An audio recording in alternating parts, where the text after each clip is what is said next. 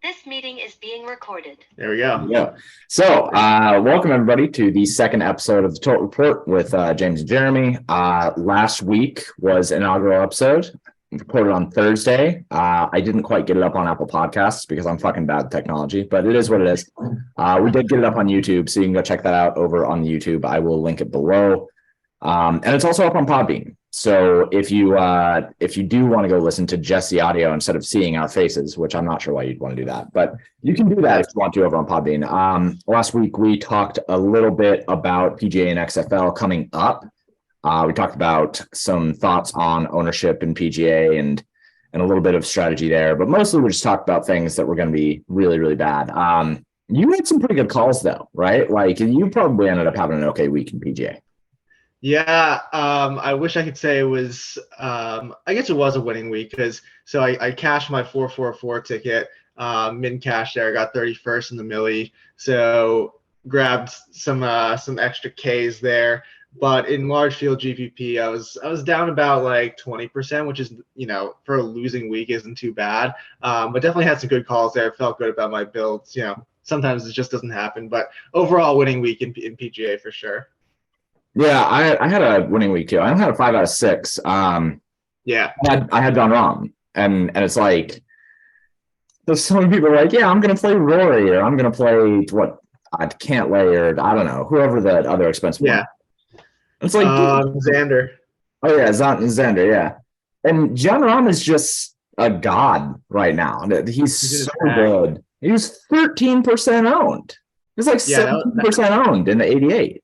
That was ridiculous. In the 444, he was 13%. Rory was like 27%. I actually sent a tweet out. I was like, "What is happening here? Like this guy can't be beat right now." And no one wanted to play him for. I got a few responses too. Like he's $600 more. I'm like, dude, like 2-to-1 leverage, Rahm versus Rory for $600 in PGA DFS. I'm like, that's easy pickings, man. I'm bummed because I didn't play Rahm in my 444 because I thought he'd be higher owned. I thought both Rory and Rahm would be like 22% ish. So I was like, let me get a bit different. Let me start with Xander, who I thought was going to get squeezed, which he did a little bit. But when the cards flipped, I'm like, damn, that's the best play on the slate. And he came out, he won it, and here we are today. I'm not a millionaire. Yeah, he was great. I was on him, and then I had my flag plant was Tommy Fleetwood, who did okay. So for 7,300, he was fine. My big mistake, I guess, was Colin Taryn, and Taryn he was okay after round one, right? Like he's 2 over par. I'm like, all right, whatever. He can make the cut. Starts the day with a birdie. I'm like, yeah, everything's going great. Everything's coming up Millhouse, right? ends round 2, 8 over par. +8, yeah. Rejects. The dude gets onto the front 9 of round 2, and it's just like, I'm about to shit my pants so hard on this course, and just like double bogey, triple bogey, bogey. It's just that's the worst feeling. Like and like some of those guys, like I feel like he does that. Seamus Power does that a lot. Well, my guy Brendan Steele, who went to Live, actually, he does that a lot. Like it's he just and I'm not watching golf all the time. Like I'm usually only watching like Saturday, Sunday. So like Thursday, Friday, I'm like freaking following the shot tracker, and it's like 350 yards to like native area, and then like 100 yards to unknown. And I'm like, where are you hitting the ball, dude? Like it's like you'll see it, and it's like way off on the next green or something like that. I'm like, what is you're a pro? Like what the fuck is happening? It's so bad. It's so bad. It's so bad. The shot tracker tilt is next level. It's fun though. It's fun. No, it's hardly fun. It's hardly fun. Shot tracker, I do not understand. And this is going to be one of the main tilts of this podcast. What the fuck is up with shot tracker? Like, why can the PGA not just figure this out? This is do you think they're $1 billion organization, or are they just like $100 million? They have a lot of money, right? Like this, rich people play this sport. Yeah, I think they're $1 billion organization, and I mean they give a lot of money to charity, and like technically they're a nonprofit or something like that. Yeah, I don't know. but Jay Monahan, the commissioner, gets paid like millions of dollars. But Right. yeah, I don't know. They changed the whole site. Like, I mean, you saw famous tilter Jesse downside of Yeah. me. He was tilting about it. Like, I mean, it sucks. Like, I don't know why they changed that aspect of it. Like, I get modernizing a site and things like that, but like, yeah, sure, the aesthetic might look better. Like, it doesn't look like it's made in 1990, but it has so many less features somehow, which is terrible. And then all of us gamblers are like, where the fuck did this guy hit the ball? I have Right. no idea. And like, they were having like update issues. I was like, I can't follow this shit as well as I did before. So I don't know. I hope they fix it. I know some people have like tagged like PGA communications people and things like that, saying like the site sucks, but I don't know. We'll see. They usually don't listen. The other PGA thing going on, we had some good little kerfuffle in the DFS industry. Let's move on to the news portion here. Wilson, Borders Road, so a high rolling player. Wilson won on DraftKings. Comes directly at ETR, like tags them and everything. Says, yeah, this established the run projection on Tiger this week is one of the most disrespectful things I've seen in my whole life. You legit projected him for the least fancy points in the entire field. It really is embarrassing. You guys think Tiger is showing up to lose to Max McGreevy. And okay, so for one, hilarious Yeah. to straight up tag ETR on this.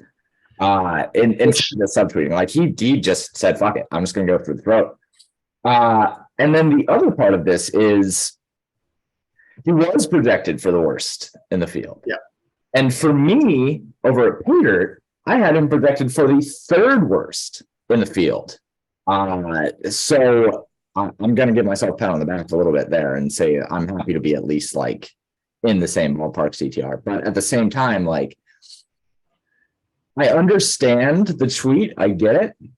But two things. One, you don't got to just go straight after him. And two, that's how modeling works, man. Like there are certain things when it comes to modeling out, especially for PGA. Yeah. If somebody has bad recent history, bad medium-ish history, broke their back, hasn't made minor car accidents. What do you want? Yeah. What do you want? I was shocked. Well, two things. One, I have my ETR hoodie on right now, actually, so I'm gonna rep us a little bit. Sorry, James, I have to rep Paydirt too. That's but okay. I'll get you merch. Yeah, for sure. Well, one, obviously Wilson is a good player and has had a lot of success. I am going to take a different take. I actually respect that he tagged ETR. I feel like a lot of times people, will go with the subtweet and kind of like get away with it. I respect it. Like let's shuffle it up a little bit. You disagree with something, let's go. But yeah, no, I mean, from a projection standpoint, I have a reply in there too. I saw you reply to him, but like Tiger hasn't played a legitimate, like he played the Open last year in September, I think is when it is.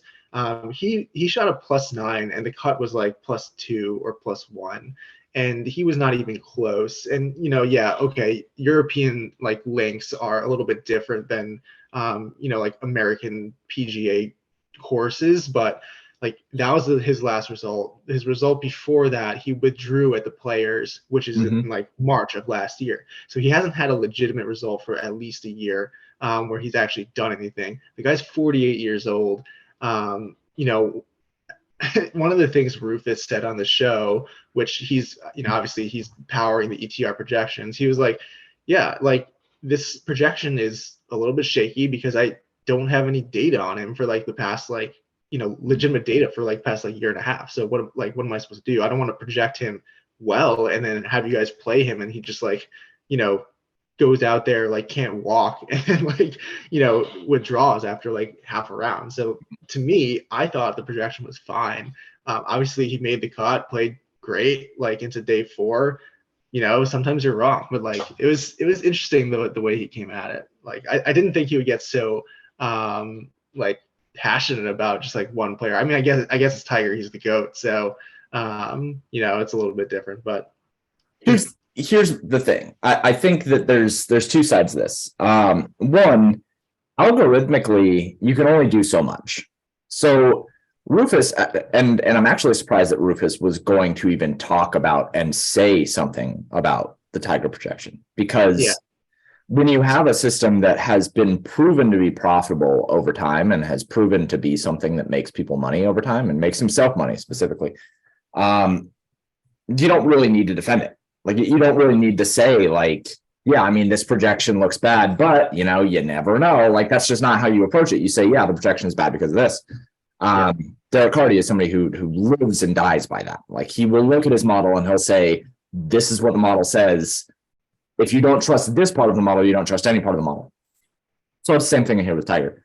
On the other hand, I do think that there are important ways to look at modeling and say, yeah, I mean, is this guy actually broken, or like, does he still have some in the juice? Like, does he still have some in the tank? And it's hard to do manual adjustments because it kind of opens this Pandora's box of, okay, well, I adjusted Tiger that one time. I'm going to adjust John Rahm next time. Like, Rahm is out of this world right now. I'm going to bump him up a couple of points. Scotty Scheffler is looking a little worse. I'm going to bump him. Like, it kind of justifies any manual adjustment that you want to make, and you want to avoid that as much as possible when you're doing model-based projections. So I think there are two sides to that. And then obviously from the Discord side of things, I respect him tagging establish the run, but at the same time, like, you got to understand that itself opens up Pandora's box of, like, if you go into the comments, it's like everyone just shitting on ETR. And when somebody, like, if somebody with like 300 followers tags ETR and is like, oh yeah, you guys' Tiger projections sucked, it's like, okay, whatever, fucking talk your shit, whatever, live your truth. Right. But when somebody like Wilson does it, it's hard. It feels like somebody has to come out and defend it when really they don't need to. Like, Wilson's allowed to fucking tilt on Twitter. We all tilt. Yeah. It's what it is.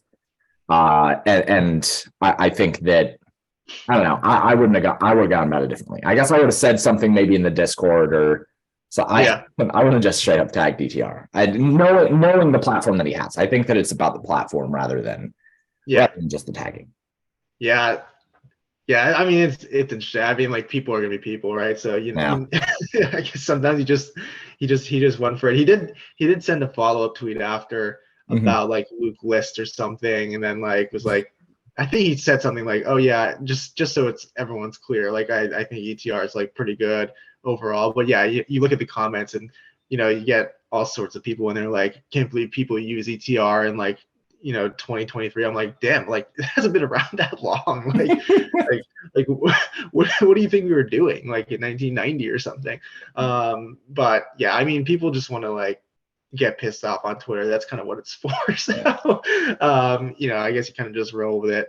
But if they don't want to use it, they don't want to use it. Sorry to them. We're pretty consistent on top of the leaderboard. So you know what? We'll let the results speak for themselves. RPS does the same, right? yeah. I mean, in RPS, they have their own things going on right now. I heard some rumors about RPS recently that who quit. Yeah. So that's really interesting. I don't know why you would. Look, I understand feeling like you are a really good player. Like, you won the Millie Makers, so you're just like, oh yeah, I don't have to fucking be a part of RPS anymore. But it's like, if you win the Millie Maker, you should look to find a site to join. I think they're like start a site or something like that. So like Jeff did the same thing with Numberball, where he made a bunch of money and then he was like, all right, now I need to spread my influence and start a site so that I can have a consistent source of income. Because after you hit the Millie Maker, then you can use your influence to continue to make more money off of that. Like, that's how business works. It's the same thing in the DFS industry, or it should be. And it's interesting to me that he would leave after hitting the Millie Maker when like that just improves their influence and the way that people look at them. So I thought that was interesting that he would leave. Yeah, I only saw a few screenshots from the Discord. I'm not in their Discord, but yeah, I saw he left. I thought it was very interesting too. I think Big T said something like, we had some differences on the future of the company or something like that. I don't know. I mean, Hoop was getting a little bit of flack too for like not actually playing basketball, like NBA DFS. Like he wasn't like in contest. I don't know. I I don't want to speak on the drama because I have no idea behind it. I love speaking on the drama. The drama is the fun part. That's true. That's true. I don't know. Yeah, no, it's very interesting. I don't know. I wonder what he's going to do next. It'll be interesting to see if he goes anywhere. I don't know why you would leave RPS going nowhere, but I digress. We'll see what he does. I do know that a lot of really sharp players are happy that he's still playing. So I'll say that. Let's see. What do we got for contest today? So it's currently around 10:30 a.m. Eastern. Man, there's nothing today. An all-day NHL slate. The contests look okay. They never fucking do anything good for NHL. There is a 444, 100K tomorrow, right? 150K to first. Yeah. Yeah. I was talking to Saul Goodman. He always gives me shit in the PGA Discord and ETR, but he was like, I was like, dude, I have nothing to do tomorrow. Should I play NHL? And he was like, yeah, man, 150K to first. It's like the biggest prize pool ever, right? In NHL or something. Yeah, 700K. That's that, and I mean, that's honestly, I'm amazed that is a 1,700 person contest. You don't even really get 1,700 people on the 444 in NBA. Yeah. So, that's pretty big. I mean, the 888 in NBA. Do they have a 444? I guess it depends. Yeah, they do 444. Yeah. I usually just join the large field in the 88.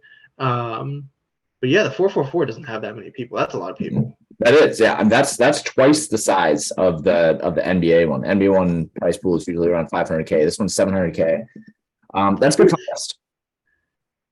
That's good contest. So play that if you're in the NHL. It's only a 6-game slate. It is an all day, which is a little bit annoying. You'll have to monitor some lines, but I think that's a pretty good contest to go into. If you want something to do today, I might jump into 444 just because like I never like missing out on good prize pools like that, especially in niche sports. Yeah. And then outside of that, I don't think the NHL one. The NHL one is tomorrow, right? The 150K. Yeah, that's Tuesday. Yeah, that's Tuesday. Yep. Okay. So that one, I mean, that's why it's only 45 entries, but that's a pretty good contest. Jump in that because that's going to fill today. Like that will not make it tomorrow, probably. But they never fucking they never build these contests well enough. Like nobody has anything to do right now. Like there are some esports, we don't have full esports. We don't even have like full Counter-Strike and Call of Duty and everything like that. We don't have MMA. XFL went over the weekend. Josh Gordon scored a fucking chalk touchdown. What's new? He did. Oh yeah. Dude, I was dead after like game 1. So I stopped watching. Man, I'm not gonna fucking play that shit. I'm not gonna play that. Golf, obviously starts Thursday. MMA, like we don't have anything. So it's already at 345 entries. My guess is if it doesn't fill tonight, it fills at like 8 a.m. tomorrow. So if you want to play that 444 tomorrow, get in it like either tonight or really early tomorrow. After that, just get ready for PGA coming up. It's the Honda Classic, which is a shitty field. I will talk about it Thursday as we're entering our lineups and being pissed that we can't play anybody good. But outside of that, really, really slow week. It's the All-Star break, so not a lot going on. Yeah. I mean, NBA comes back Thursday. Like you said, golf on Thursday too. So those are my two main ones right now. Now that NFL is over, but got waxed in XFL. You should. Man, I've had some bad performances in the past, but this weekend XFL was probably one of my worst ones. That was something. I'll go at it next week. I mean, we'll see how it goes, but. Yeah, there's nothing to do. So I'll probably like join the 444 NHL tomorrow. I think I see this NHL slate. Yeah, this all day NHL slate starts at 1 p.m. today. I'm not doing that. No, and I mean the contests aren't that good. 333 is 20K to first, which is fine. I mean that's a regular 333.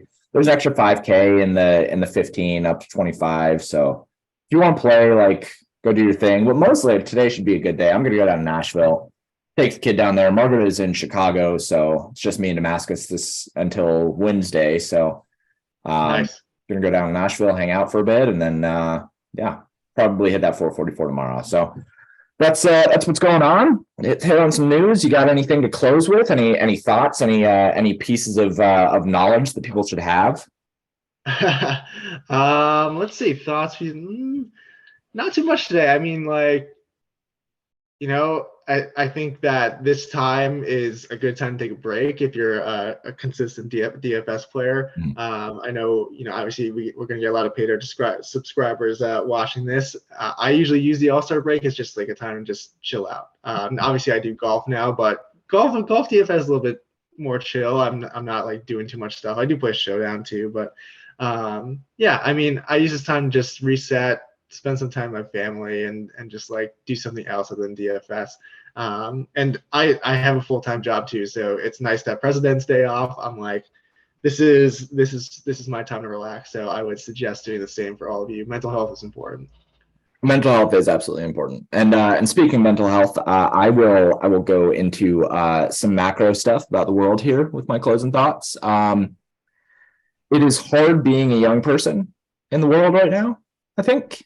And, I listen to Prof G quite a bit. And his most recent podcast, he was talking a lot about how our current generation of young people is just like in such a fucking bad position. And the housing market is one of the reasons why. So if you're a young person in the world right now, I think that it's important to look at what you want out of life. And I think that it's important to try to plan forward to the future. I know that it feels sometimes like the future is never going to be here and that you don't have a place, but you do, that like the world will correct itself out and we'll have a place.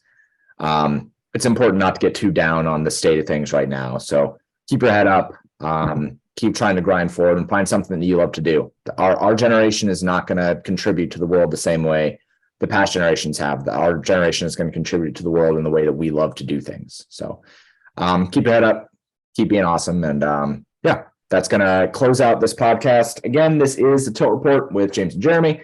This has been episode 2. Talked about Wilson versus ETR, talked about a little bit of people leaving companies for no reason, and and some thoughts on PGA and NHL. So I hope you guys enjoyed. If you did, then subscribe to the YouTube channel and eventually find us on the Apple Podcasts. And if you're over in the Paydirt community, go join the Discord. Check out paydirtdfs.com, and I will talk to you guys next week. Thanks for tuning in. Peace out.